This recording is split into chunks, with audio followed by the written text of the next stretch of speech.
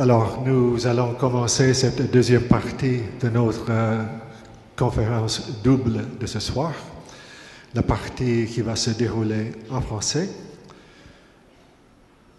Face aux défis identitaires, quel avenir pour les musulmans? Vous pouvez constater que ce sujet est un peu ponctuel, n'est-ce pas? Nous vivons peut-être ici au Québec une certaine crispation identitaire et nous croyons que c'est important d'approfondir ensemble cette question. Comme vous, je suis convaincu que notre conférencier saura nous illuminer comme c'est son habitude. Je me présente très brièvement, je suis Fred Reed. Peut-être comme vous, je suis un lecteur fidèle du journal Le Devoir, un journal indépendant, le seul au Québec. Mais parfois, je saute la deuxième page de ce journal-là. Je crois que j'ai entendu de lointains bavardages et des jacassements. Je n'ai pas prêté trop d'attention, et peut-être vous non plus. Et c'est tant mieux ainsi. Présenter de nouveau notre conférencier, ce serait peut-être vous insulter ou presque. Donc je ne le fais pas. Vous venez de passer 2 heures dans sa compagnie. Vous avez sûrement lu de ses livres, entendu ses conférences. Je n'ai rien à ajouter à tout cela. Comme j'ai dit au début, cette partie va se dérouler en français. Avant d'entamer notre programme, je veux répéter nos remerciements à Présence musulmane, à l'organisation MAC Youth, la jeunesse MAC, et l'Association des étudiants musulmans de l'Université Concordia. Merci chaleureux à ces organismes qui ont pris l'initiative d'organiser cette très belle soirée.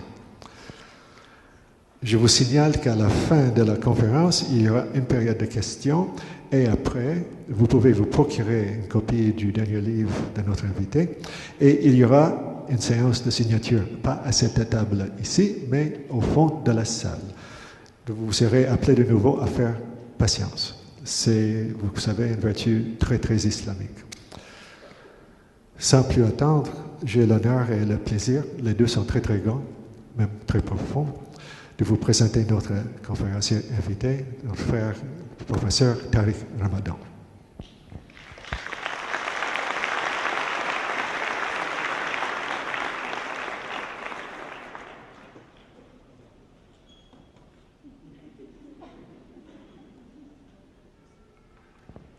بسم الله أعوذ بالله السميع العليم من الشيطان الرجيم بسم الله الرحمن الرحيم السلام عليكم ورحمة الله وبركاته.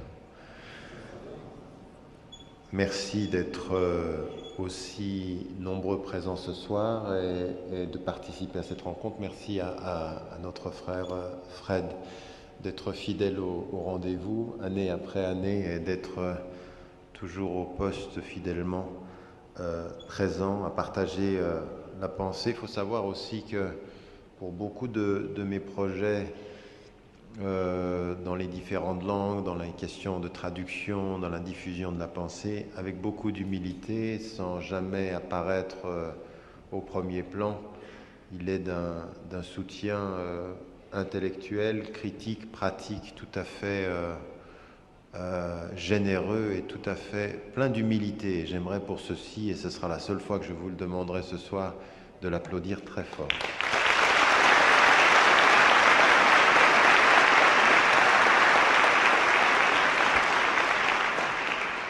Maintenant, pour les prochaines 45 minutes, vous n'applaudissez plus du tout.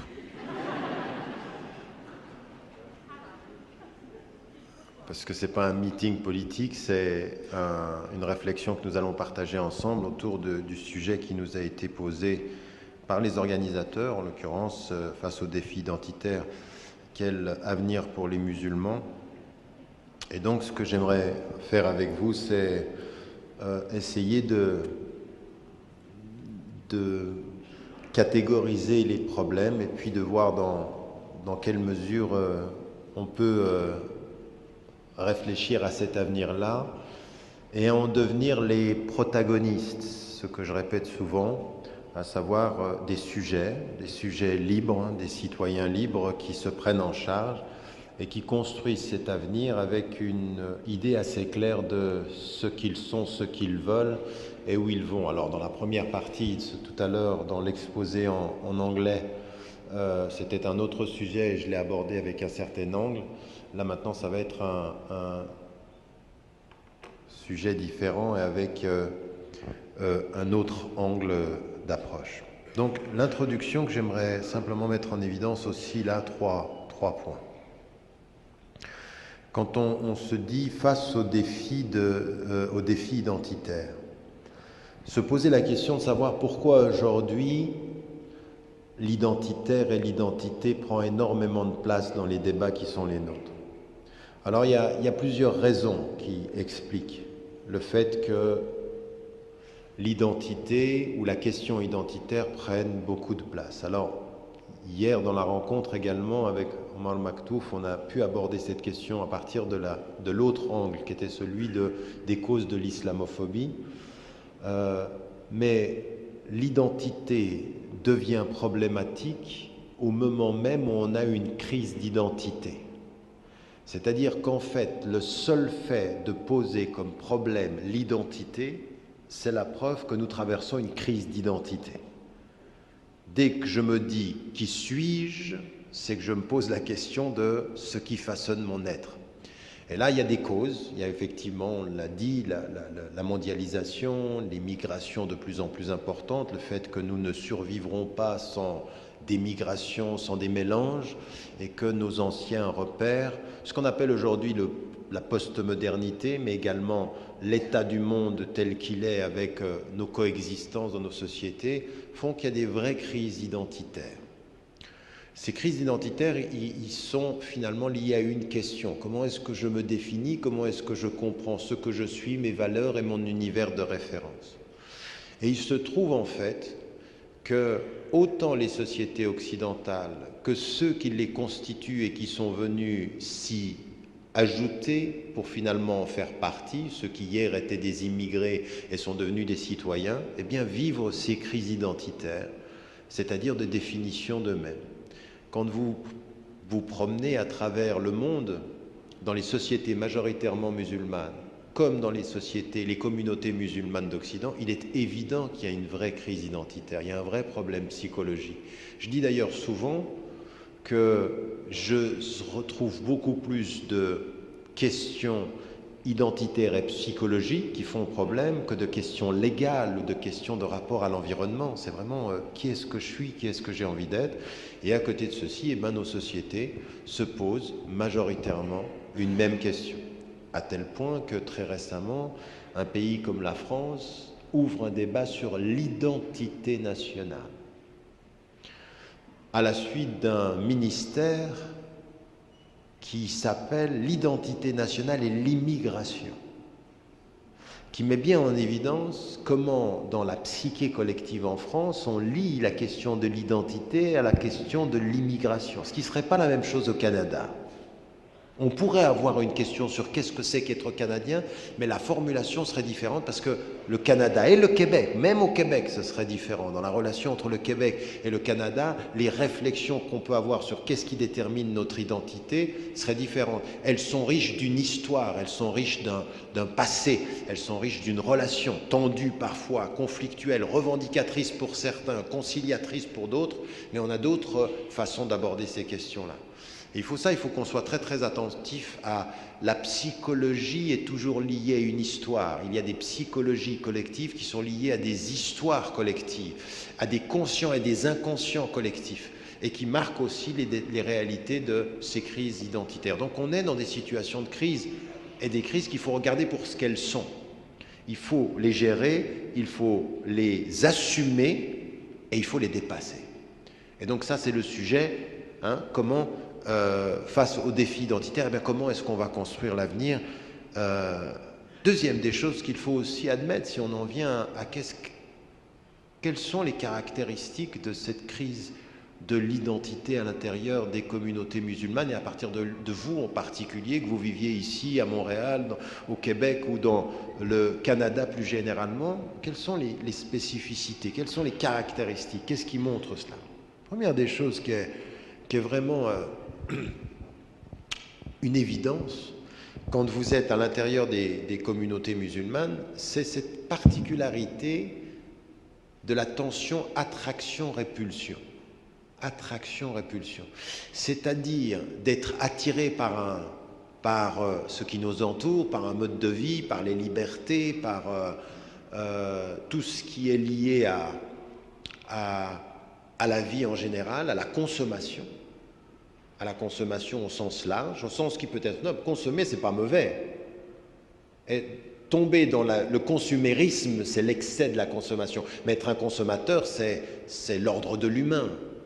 Il faut acheter et consommer. Mais être colonisé par le consumérisme, n'être qu'un consommateur, ne plus avoir de créativité, de sujet, de choix, c'est là le problème. C'est là où on perd de sa dignité d'homme quand on devient de purs consommateurs. Et donc, on devient des instruments d'une économie strictement marchande. Tout s'achète, tout se vend. Alors que la dignité de toutes les philosophies, athées ou religieuses, c'est toujours de dire non, tout ne s'achète pas et tout ne se vend pas. Il y a des choses qui ne se vendent pas, il y a des choses qui ne s'achètent pas. La dignité veut qu'il y ait des choses qui soient sans valeur marchande, parce qu'elles ont une valeur de dignité humaine. Donc ça, c'est des choses qui sont là. Mais quand on voit dans nos communautés, dans les sociétés majoritairement musulmanes, vous allez dans n'importe quelle société africaine aujourd'hui, n'importe laquelle, vous voyez des choses qu'on voit même ici chez les musulmans ou chez les gens qui viennent du sud ou c'est les gens qui se sont installés, une espèce de rapport d'attraction-répulsion. On est attiré par cet univers. Il est un univers de richesse, de consommation, de bien-être. Et en même temps, on déteste ce qui nous attire autant. On n'aime pas, parce qu'on a l'impression d'être dépossédé de soi. Quel est le mot français qui traduit la notion d'être dépossédé de soi? C'est d'être aliéné. Aliéné, c'est-à-dire, je me pense par l'autre, je ne me pense plus par moi-même. Donc je sens qu'il y a des choses qui se décident contre ma volonté. Selon la formule célèbre de Jospin, à l'insu de mon plein gré. C'est une formule alambiquée, mais c'est intéressant. À mon insu, ça m'attire, ça me prend, et donc je suis pris dans cette logique-là. Et donc, ce qui m'attire sans que ma tête l'accepte, ma conscience le rejette. Donc je suis dans un rapport attraction-répulsion. Beaucoup d'entre nous, on vit ça tous les jours. Et ça, c'est un état de crise, quand on ne sait plus très bien comment se situer. Deuxième des choses aussi, c'est effectivement, dans cette situation-là, de se dire, mais c'est quand même incroyable. Je suis dans une société de liberté. Au Canada, au Québec, en Occident, même dans certaines sociétés majoritairement musulmanes, j'ai les possibilités d'être sujet et j'ai quand même un profond sentiment d'être un bel objet. Que cette liberté-là, je n'en suis pas maître absolu. Que finalement, je suis un tout petit peu le mouvement.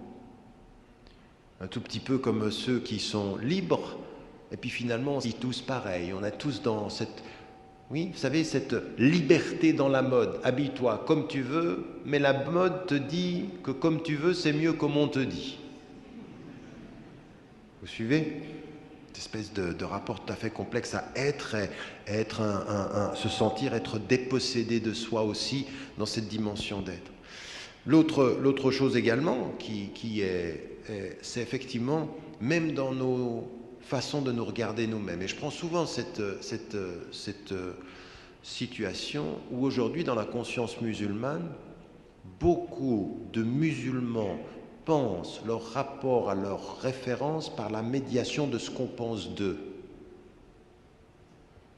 C'est-à-dire, moi je fais beaucoup de conférences dans des milieux très très ouverts et souvent, je vous promets, je réponds souvent à cette histoire-là parce qu'elle est significative. Vous comprenez très bien ce que je veux dire. Vous êtes un musulman, vous avez un intervenant musulman, puis il y a des personnes qui ne sont pas de confession musulmane. Vous écoutez la conférence et vous regardez comment réagissent les non-musulmans à la conférence du musulman. Et s'ils aiment bien, vous l'aimez bien.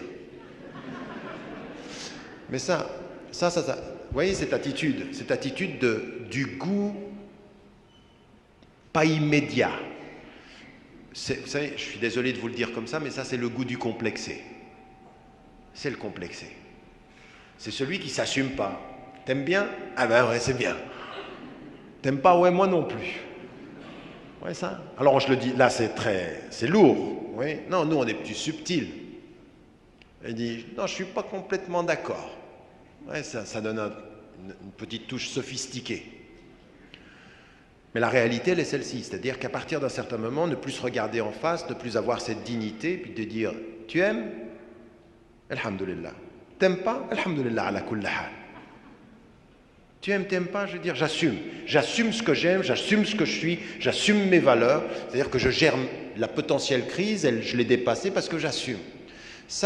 Ça fait partie au fond de quelque chose qui a à voir avec des questions de sujet, d'identité, et qui peuvent venir de très très loin dans notre façon d'être vis-à-vis de comment les gens nous perçoivent, comment on est par rapport au jugement d'autrui, comment on est par rapport ces trois choses, c'est comment on est par rapport au jugement d'autrui, c'est comment on est par rapport à l'autorité, parce qu'il y en a, dès qu'ils sont en face d'une autorité, ils s'effondrent, ils deviennent véritablement comme des éponges.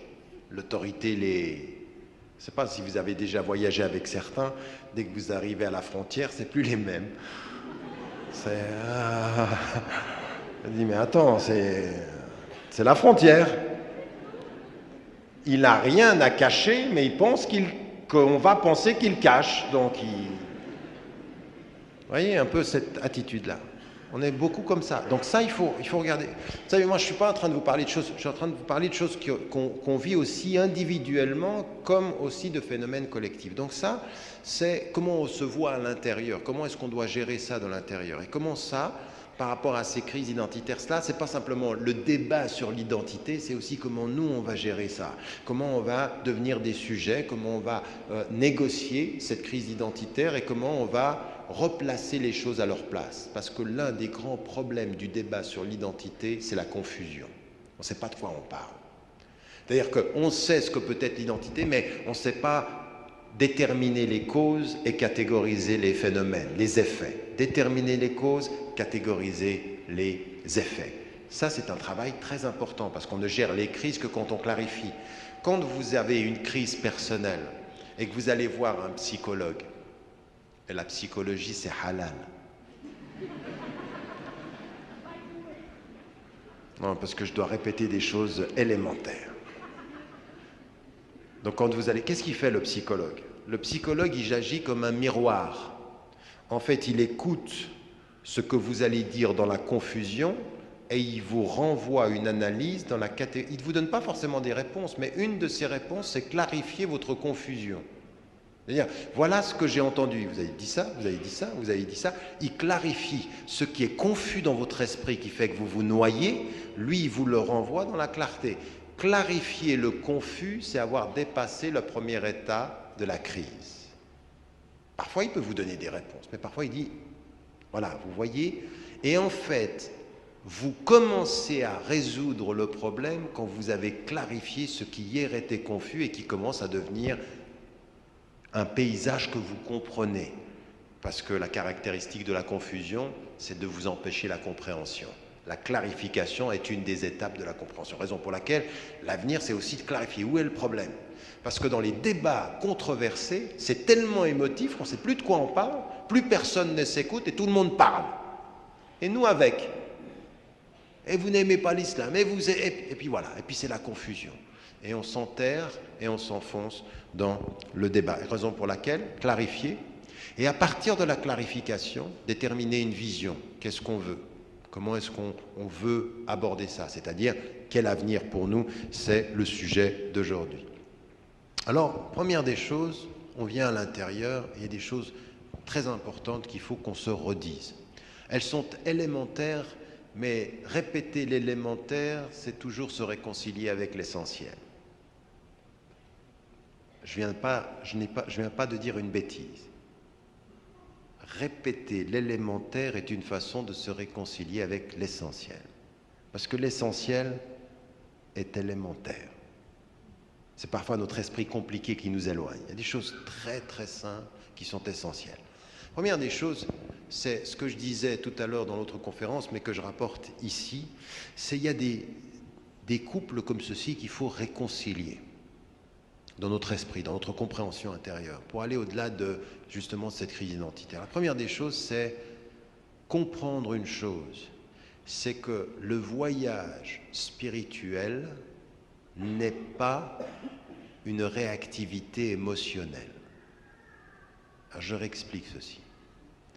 Que nous, ce qui nous est demandé pour gérer nos tensions, nous sommes tous des êtres de tension, donc tous potentiellement en crise identitaire. Parce que j'ai des tensions internes à ma vie. Ce que j'aime, ce que je n'aime pas, ce qui m'attire, ce qui ne m'attire pas. Tout à l'heure, j'étais à la mosquée, à la prière du vendredi, et l'imam, il a rappelé « Walakinna Allah habbaba ilaykumul iman, wa zayyanahu fi qulubikum » Mais Dieu, il vous a fait aimer la foi, il l'a embelli pour votre cœur. Donc on est attiré par ça. Mais d'un autre côté, il nous dit Zuyyina linnas hubbi shahawat. Il a fait en sorte que vous soyez attirés par des choses de cette vie qui sont l'attraction instinctive. Il vous a fait aimer la foi qui est au-delà de l'instinct, mais il vous fait que vous êtes attirés par l'instinct sans la foi. Vous êtes entre les deux et vous devez faire des choix. Donc la vie, c'est ça. C'est cette tension-là en permanence. Et donc de ce point de vue-là, l'émotivité peut être parfois l'instinct. L'émotivité peut être la réaction immédiate. L'émotivité, c'est beau quand on la maîtrise. Raison pour laquelle des psychologues aujourd'hui vous parlent de l'intelligence émotionnelle.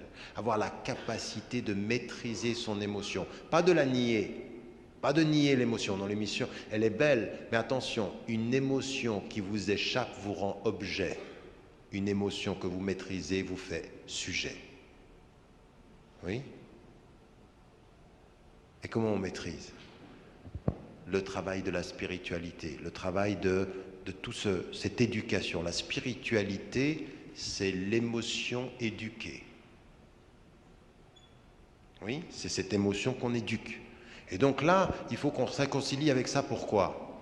Parce que tout musulman vivant en Occident ou vivant dans le monde contemporain, sur ce qu'on dit sur l'islam, où c'est à coup de stigmatisation, de propos, de caricatures, d'essentialisation. Si vous n'avez pas compris ça, vous êtes forcément immédiatement en crise identitaire, parce qu'on vous touche exactement là où ça fait mal.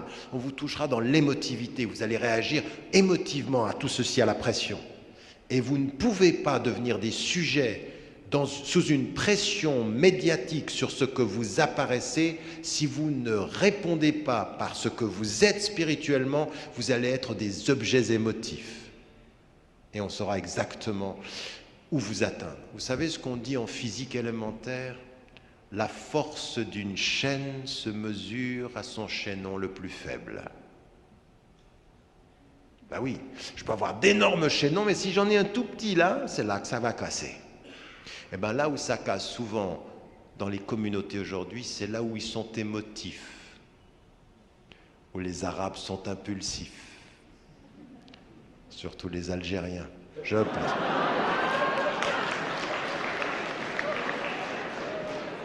Non, c'est pas vrai. Ah non, c'est pas vrai. Les Tunisiens, c'est pas mal non plus.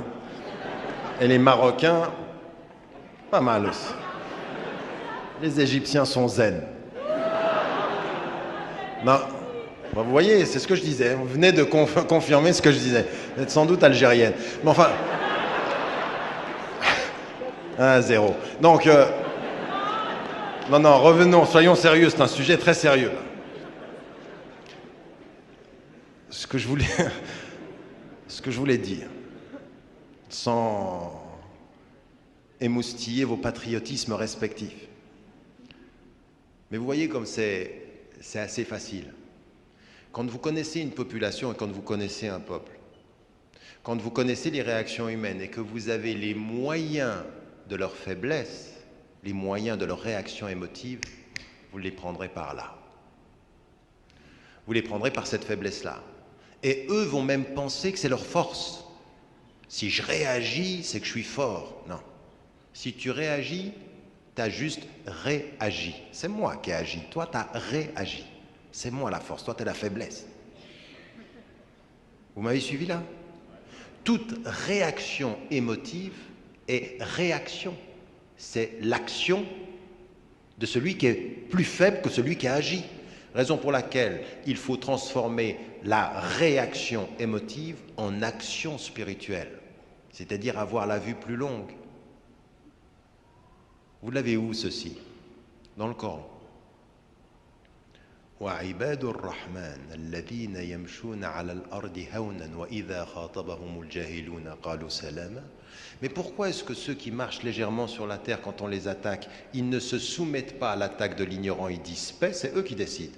Toi, tu me dis toutes les insultes du monde, moi je te dis paix. Mon action dépasse ton action. C'est moi qui ai décidé. Mais pourquoi vous êtes comme ça? C'est parce que ceux-là, quand toi tu y es pas, ils se réveillent la nuit, ils cherchent la force en eux. Ils prient la nuit, ils sont réveillés la nuit parce que c'est ce qui leur donne la force. En fait, toi tu m'atteins à la surface, j'ai cherché la force ailleurs.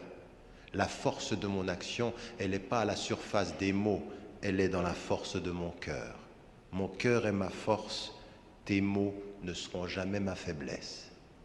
Comme si, non, oh là là, il n'y a pas un applaudissement, c'est interdit, haram.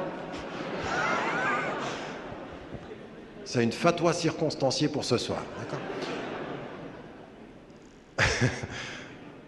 Vous m'avez suivi? Vous voyez, ce couple-là, premier couple très important par rapport à l'avenir, parce qu'il est déterminant. Quand je me promène dans les communautés musulmanes, je leur dis, mais il faut commencer par ça. Il faut commencer par ça, parce que si vous n'avez pas compris ça, on fera de vous ce qu'on veut. Ce qu'on veut. On vous mènera à gauche, on vous mènera à droite. On fera ce qu'on veut de vous émotivement si vous n'êtes pas des sujets spirituellement. C'est-à-dire avoir cette force-là, dire non, je ne réagis pas. Vous voyez ce que je veux dire? On vous insulte, mais souriez. Vas-y, continue. Comme l'autre fois, quand j'étais jeune, je suis dans la voiture, le type, il est à côté de moi, il dit « Rentre chez toi, sale macaque ». Comme ça, il m'a dit ça, guillemets, « Rentre chez toi, sale macaque ». Je l'ai regardé en souriant, je dis « J'y suis ». C'est tout, continue ta route. Tu vas t'énerver, je ne vais pas m'énerver. Tu n'es pas le maître de mes nerfs. Je suis celui qui maîtrise mes nerfs. Mais ça vient d'où ça? C'est un travail sur soi. C'est un travail sur soi. C'est pas travailler vis-à-vis de toi, c'est je travaille sur moi. C'est ma maîtrise. C'est le prophète alayhi salam qui est dans un cercle de gens. Au moment, il est assis et il est avec Abu Bakr as-Siddiq radiyallahu anhu et ils insultent le prophète alayhi salam. Il répond pas. Il dit rien. Et à un moment donné, Abu Bakr, il n'en peut plus, il réagit. Et à ce moment-là, le prophète, il ne va même pas s'énerver avec lui, il se lève et il part. Et lui, il a compris qu'il y avait quelque chose qui n'allait pas, il le suit, il dit, mais t'es fâché contre moi? Il dit, tant que tu ne répondais pas, les anges leur répondaient. Mais quand tu leur as répondu, le diable est venu, il n'appartient pas à un prophète de rester là où le diable est, je suis parti. L'énervement tient du diabolique. Raison pour laquelle le prophète, il dit, la tardab. Ne te mets pas en colère. Parce qu'il y en a qui pensent que s'énerver, c'est être fort.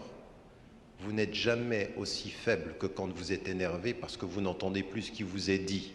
Le fort est celui qui est toujours lucide par ce qui se dit. Ce n'est pas quand il parle qu'il est fort.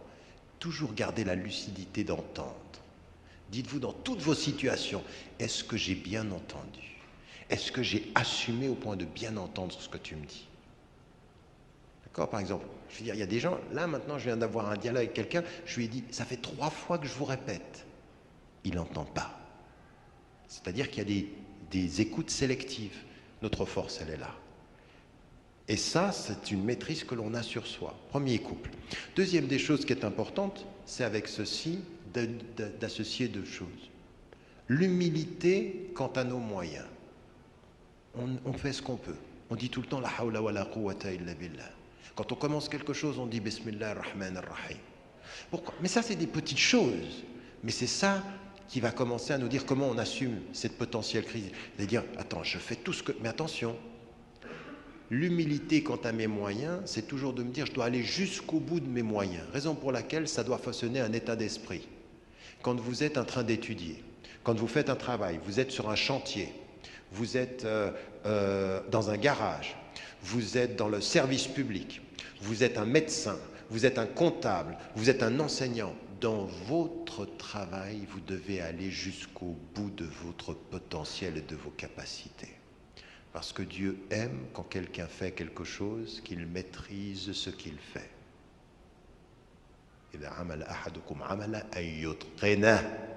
Yutqina, ça veut dire il maîtrise ce qu'il fait. Mais avec la maîtrise, la hawla wa la quwwata illa billah, c'est-à-dire je fais ce que je peux, mais plus que ça je peux pas. De l'humilité par rapport à ce que l'on fait. Pourquoi est-ce que je vous dis ça? Parce que dans tout ce qui nous est dit, c'est de dire attendez, je peux pas tout, mais ce que je peux, je dois aller jusqu'au bout. Raison pour laquelle il faut associer le couple humilité et ambition. Oui, c'est possible. Oui, c'est possible. Dans le dernier livre, l'avant-dernier livre, La Réforme radicale, les derniers mots que je dis, tout est humainement possible. Tout est divinement possible. Vous voyez la situation, vous dites, mais c'est pas possible, on va jamais y arriver. C'est possible. Avant les dernières élections américaines, il y avait dans tout l'enseignement islamique, yes we can. Oui, on peut. C'est possible. La hawla wa la quwwata illa billah, ça veut dire on peut, c'est possible. Énormément d'ambition. Il faut avoir de l'ambition pour le pays où vous êtes. Il faut avoir de l'ambition pour le Québec, de l'ambition pour le Canada. Il faut avoir de l'ambition et de l'humilité. Oui, nous pouvons, bi'awnillah, bi'idhnillah, insha'Allah, on peut le faire. Raison pour laquelle vous savez, cette parole dans le Coran de la parole forte, kalimatun tayyibatun kashajaratin tayyiba asluha thabitun wa far'uha fi as-sama' tu'ti ukulaha kulla hinin bi'idhni rabbiha. Le tronc est fort, les racines sont solides, tout y est, elle donnera ses fruits bi'idhni rabbiha. C'est avec la permission de Dieu. Donc une humilité du fruit, mais la force des racines. Ambition et humilité. Ça, c'est ce qu'il faut nourrir, mais ça vient de quoi? Du premier travail sur la spiritualité. C'est comme ça qu'on gère ces potentielles crises d'identité. C'est comme ça qu'on devient fort. On dit, tu peux penser ce que tu veux de moi, tant que je me respecte, tu me respecteras. Mais si je ne me respecte pas... Donc ça, c'est le deuxième couple qui est important. Le troisième couple qui est important, et il est très important aussi, il y a des gens qui sont venus vers des chouyours, des savants musulmans et des guides. Ils voulaient entrer dans la tradition mystique. Dans la tradition mystique, c'est-à-dire en fait la tradition mystique, ce qu'on appelle le soufisme, et c'est halal. Le soufisme fait partie de l'islam, sauf cette espèce de nouveau soufisme New Look, où il y en a qui, enfin vous savez, ils disent moi je prie 24 heures sur 24, 7 jours sur 7, j'ai pas besoin de faire les prières, ça c'est du folklore, c'est pas de la mystique. Et il y en a qui cherchent plus le folklore que la réalité de l'expérience spirituelle profonde. Et quand ils sont allés chez certains, comme par exemple dans toute la tradition des Naqshbandi, des Qaderi, et on a un certain nombre de cheikhs qui leur ont dit une chose. On a des exemples, Qadri par exemple, où quelqu'un vient vers lui et dit « Je veux être ton élève. Je suis un mourid, c'est-à-dire je recherche l'initiation. » Et qu'est-ce que c'est je recherche l'initiation? Toi qui es un cheikh, toi qui es un murshid, c'est-à-dire quelqu'un qui guide. Je veux que tu m'aides à me libérer de mon ego. Dans la conférence de tout à l'heure, la libération de l'ego. Sortir de ce moi qui est ma première prison. Je veux m'approcher du divin et sortir de l'humain qui m'emprisonne.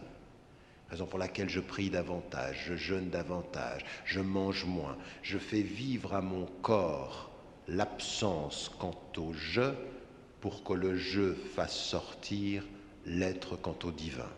Oui? Ça, c'est la tradition mystique. Qu'est-ce qu'il lui dit? Il dit, tu veux ça? T'es prêt à me suivre pendant 2 ans? T'es prêt à me suivre? Oui. Alors, tu sais ce que tu vas faire pendant 2 ans? Tu vas aller servir le plus pauvre des plus pauvres. Tu veux te libérer de ton ego, sers le pauvre dans ta société. Et c'est ce rapport entre être sujet libre et servir les plus pauvres. Cette association-là, être libre, servir. Pourquoi je vous dis ça? Parce que dans nos sociétés aujourd'hui industrialisées, dans nos sociétés de la consommation, dans nos sociétés libres, vous êtes un certain nombre aujourd'hui à vous être installés au Canada et au Québec, vous êtes ici dans ce pays, vous gagnez de l'argent, vous avez du travail, vous vous installez. Et il y a une conscience de classe qui s'est installée à tel point que les pauvres de votre société, vous ne les voyez même plus. Il y a des gens qui viennent de pays pauvres, qui viennent de situations sociales pauvres. Elles ont commencé à gagner leur argent, ces personnes, elles en oublient les pauvres. Ce n'est pas parce que tu fus pauvre hier que tu te souviendras des pauvres demain. Il faut de la spiritualité pour se souvenir de d'où tu viens. Raison pour laquelle vous avez dans Surat al-Duha cette formule qui est dite au prophète alayhi salam. والضحى والليل إذا سجى ما ودعك ربك وما قلى وللآخرة خير لك من الأولى ولسوف يعطيك ربك فترضى ألم يجدك يتيما فآوى ووجدك ضالا فهدى ووجدك عائلا فأغنى فأما اليتيم فلا تقهر وأما السائل فلا تنهر وأما بنعمة ربك فحدث. Qu'est-ce qui est dit là? Est-ce qu'il t'a pas trouvé pauvre et il t'a donné un refuge? Est-ce qu'il t'a pas trouvé errant, il t'a donné une direction?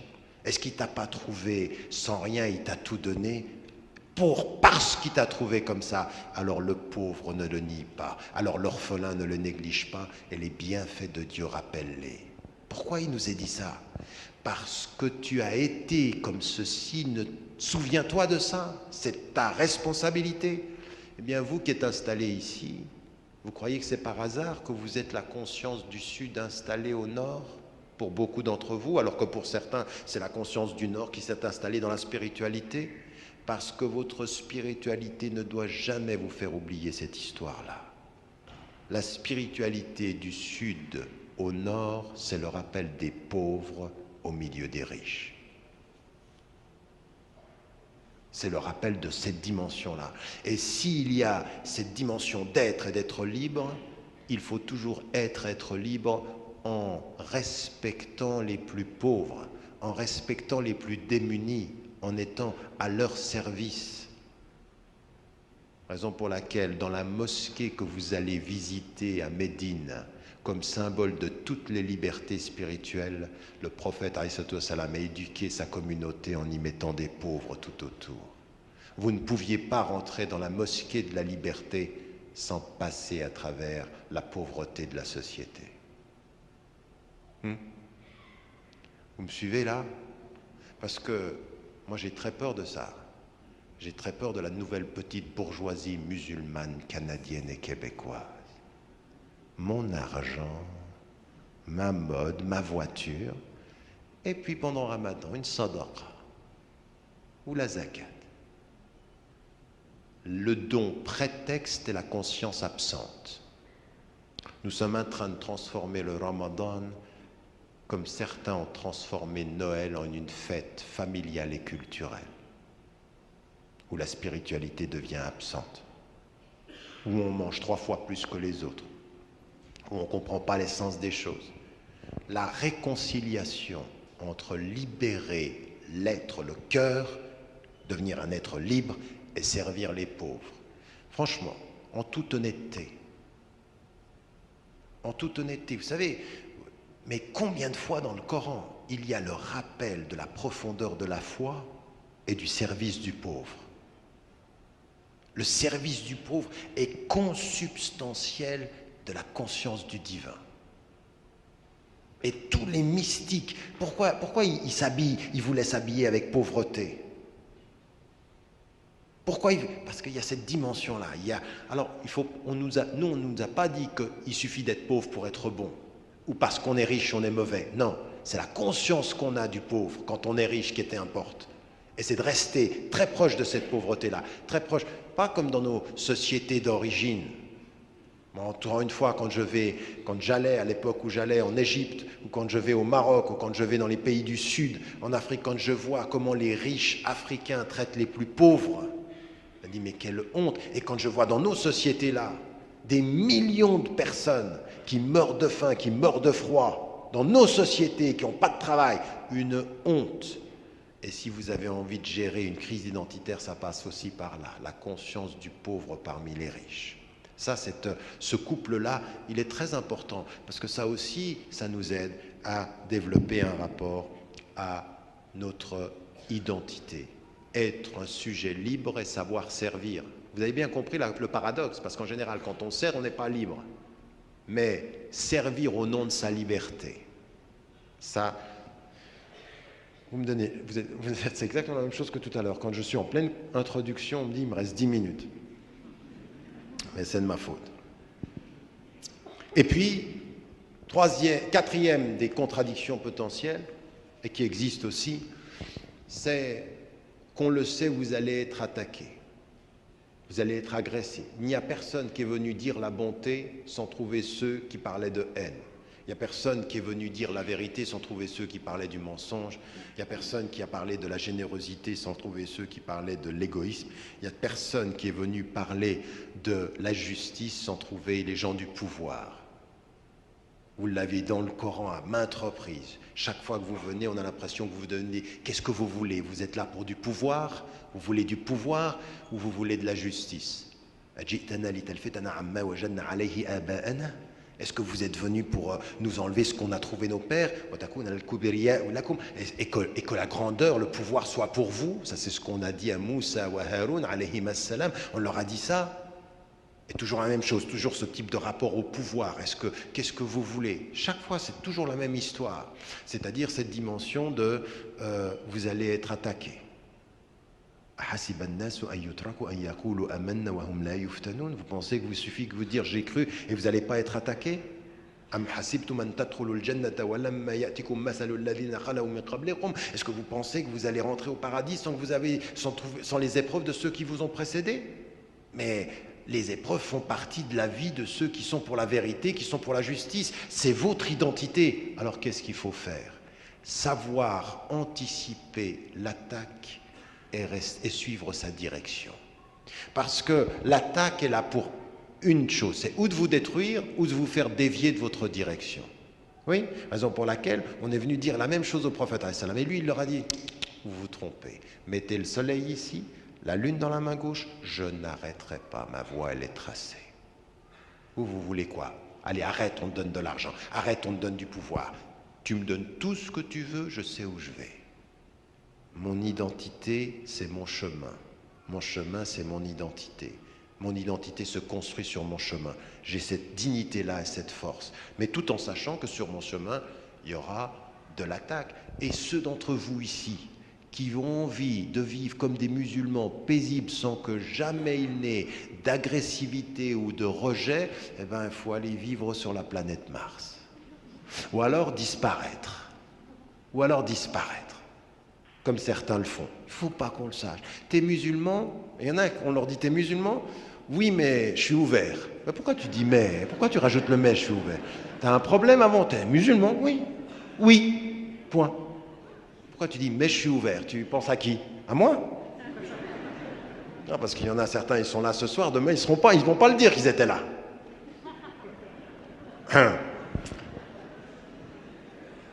Vous savez pourquoi les gens peuvent penser que j'ai un double discours ou que je dis des choses? Vous savez pourquoi? C'est aussi un peu à cause de vous. Vous savez pourquoi? Parce que s'il y avait beaucoup plus de gens comme vous qui assumaient ce qu'on dit ensemble et qui le disent à l'extérieur, vous serez les premiers à pouvoir leur dire mais non, il dit la même chose avec nous à l'extérieur. Même non seulement il le dit, mais nous on le répète. Et nous on pense la même chose et on le pense. Mais comme il y en a beaucoup trop de silencieux, on a l'impression qu'il n'y en a qu'un qui parle. Vous me suivez? En d'autres termes, votre silence est mon problème. Ah ouais, vous êtes mon problème. Je commence à bien faire. J'admets que je peux parfois être le vôtre, mais enfin bref. Suivant ce qu'on vous dit de... Bref, vous avez compris ces couples-là? Donc simplement, je les répète et après je vais aller vers Je reprendrai d'autres éléments dans vos questions parce que j'ai pas pu dire. 1, spiritualité et émotion, ce couple-là. Le deuxième élément, l'humilité et l'ambition. Être sujet et savoir servir, et puis en même temps, être attaqué et savoir rester libre. Oui, n'être pas l'objet des attaques, mais être un sujet libre qui sait que les attaques vont venir. Allez-y, j'ai pas peur de ça, je m'y attends, je l'anticipe, et moi je suis là pour transformer ceci pour le meilleur. Ça, c'est une attitude qui est en amont de tout. C'est ce qu'il faut. Mais j'aimerais vous dire une chose, on n'arrive pas à ça si on ne se prend pas en main. Si on ne prend pas en main sa propre éducation intellectuelle, spirituelle, physique, le bien-être intérieur, il faut se prendre en charge. Il faut devenir la personne qui sait ce qui lui manque et ce qu'il faut pour réconcilier ceci. Et chaque jour un tout petit peu plus. Ça demande de la discipline, ça demande un engagement personnel. Et une fois qu'on a dit ceci, ça c'est de l'intérieur, il y a des règles. Première des choses, quant aux règles de notre religion, il faut savoir être précis.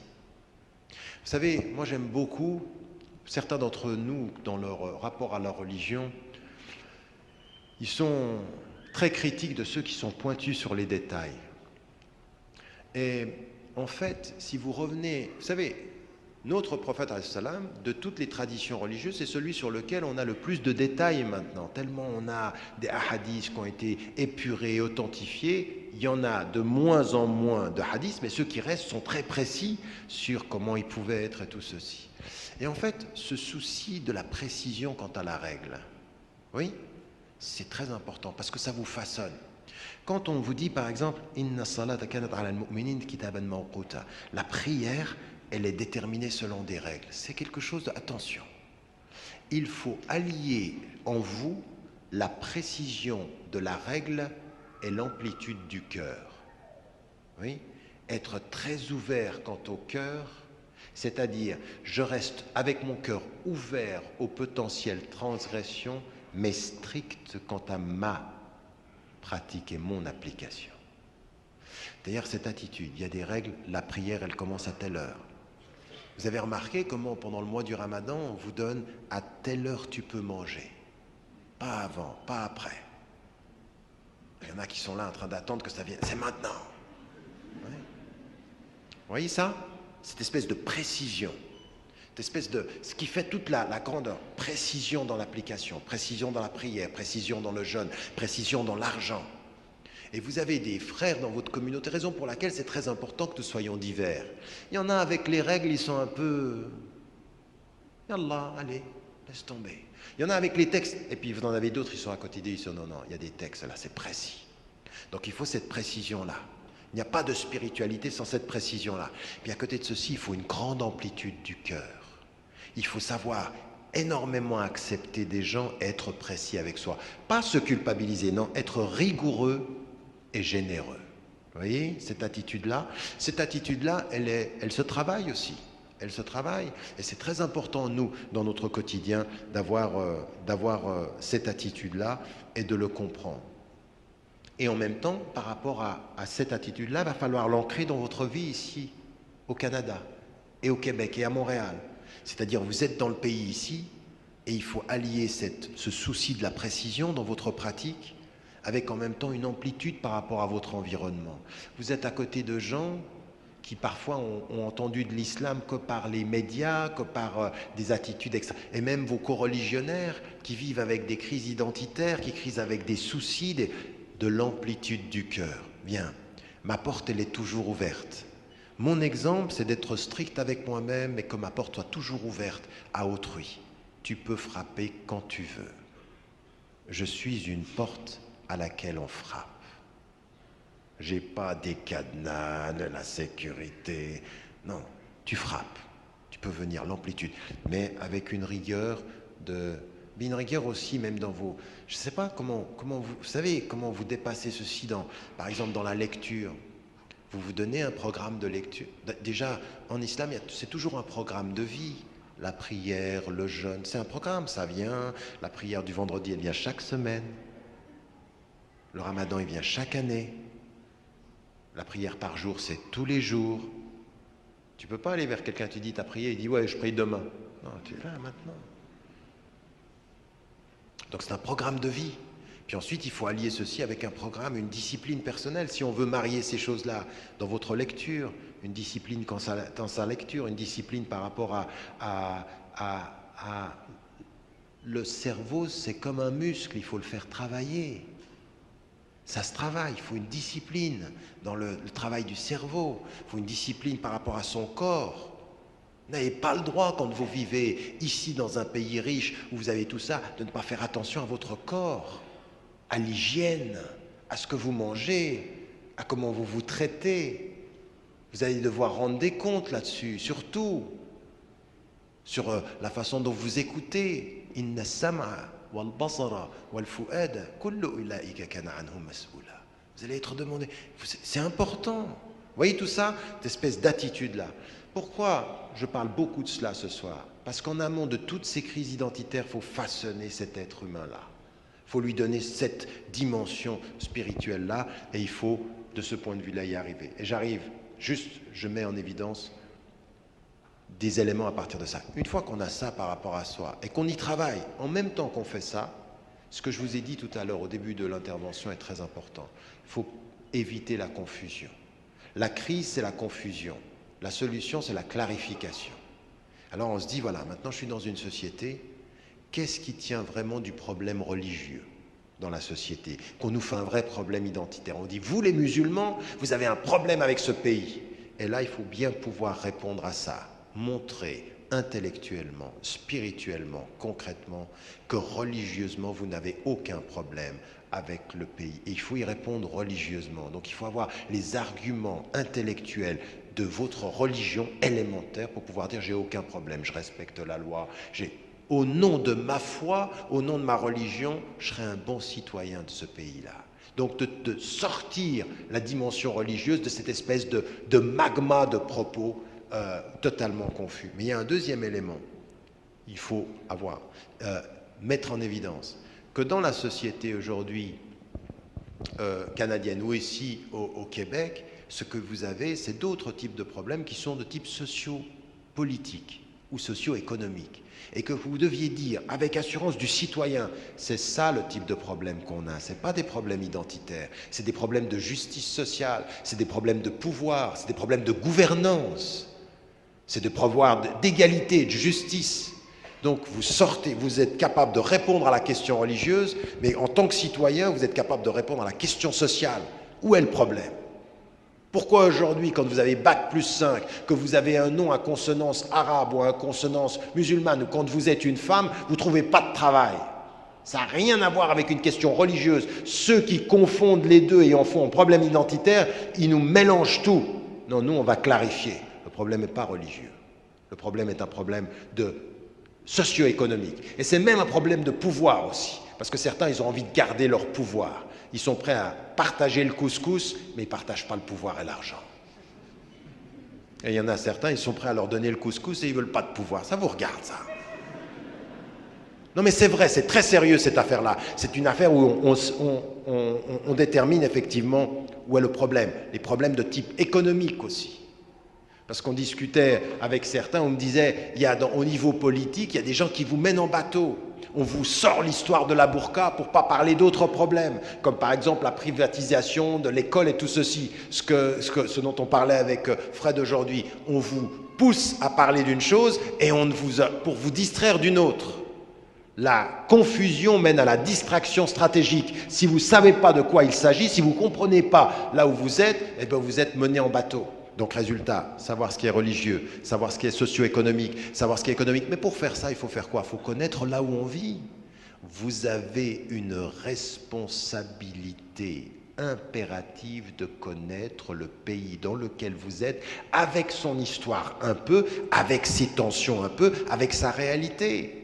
Quand par exemple je viens ici et qu'on me dit, et moi je parle du Canada, parce que moi je viens de l'extérieur, elle me dit attention, parle du Canada et parle du Québec. parce que le Québec, c'est une entité particulière dans le Canada. Et il y a des vraies questions d'identité. Je n'ai pas à prendre une position politique, mais je dois avoir le souci de respecter ça, de savoir où je suis. Et quand vous êtes, vous, à Montréal, ou au Québec, ou au Canada, vous devez savoir ça, vous devez intégrer cette donnée-là. C'est là où vous dépassez la crise et vous gérez la tension potentielle en disant « mais je suis sujet, je sais où je suis ». Si vous savez qui vous êtes, mais vous ne savez pas où vous êtes, vous allez avoir une crise d'identité évidente. Si vous savez où vous êtes, mais vous ne savez pas qui vous êtes, vous allez avoir une crise. En d'autres termes, il faut savoir qui vous êtes, où vous êtes. Vous m'avez suivi? Qui vous êtes, où vous êtes. Connaître un minimum de l'environnement, ce rapport-là est important. Et connaître son environnement, ça veut dire, par exemple, à des moments donnés, mais je dois dire à des musulmans qui vivent dans certains pays, mais vous vous trompez, vous n'avez pas compris. Par exemple, en France, certains musulmans, ils réagissent uniquement d'un point de vue. Je dis, mais tu ne comprends pas, le problème, il n'est pas là. La France, elle a un problème avec le religieux qui précède la présence musulmane.